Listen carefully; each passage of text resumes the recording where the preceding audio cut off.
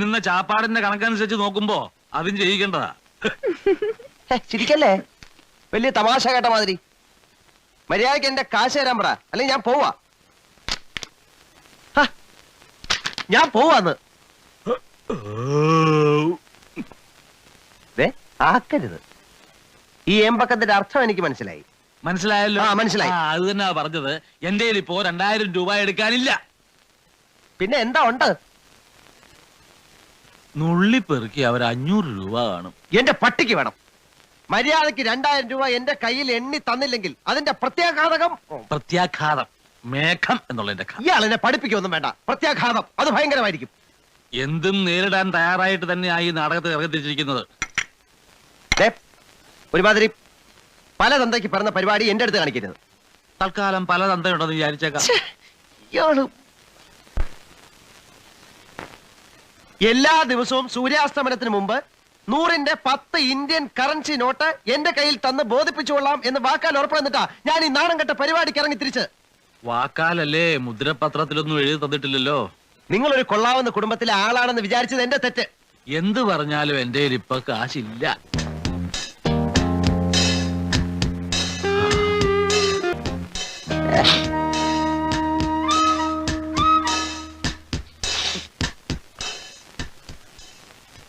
എന്നാൽ ആ 500 ഇങ്ങതാ, ബാക്കി നാളെ തന്നാ മതി.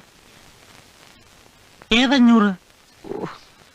കുറച്ച് നേരത്തെ പറഞ്ഞ ആ 500. ആര് പറഞ്ഞു? ഞാൻ പറഞ്ഞു? എനിക്ക് ചൊറിഞ്ഞ് വരുന്നുണ്ട് കേട്ടോ. ഇയാളല്ലോ പറഞ്ഞത് കുറെ ഉള്ളി പറയ്ക്ക കുറെ കാണുന്നു. ഞാനങ്ങനെ പറഞ്ഞിട്ടില്ല.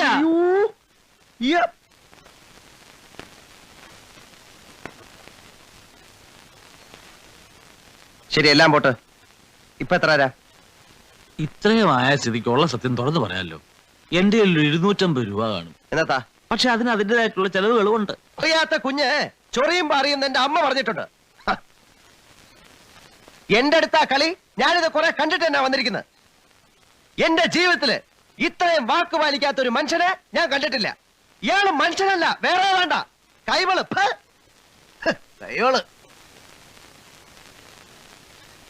പിന്നെ ഞാനെങ്ങനെ വെറുതെ പോകുന്നൊന്നും വിചാരിക്കണ്ട. ഈ വിവരം മുഴുവൻ ആ മൂപ്പിലാനെ കണ്ട് ധരിപ്പിച്ചിട്ടേ ഞാൻ പോവും. രണ്ടുപേരോടും കൂടെ ഈ പറയുന്നത്. കഞ്ഞികള് ഒരു ചാൻസ് കൂടെ തരാം. 250 എങ്കിൽ 250 ഉറപ്പിക്കുന്നോ? രണ്ടുപേരോടും കൂടെ ചോദിക്കുന്നത്. എടോ, തനിക്ക് നാണമില്ലേണോ? ഇല്ല. അത് തന്നെ.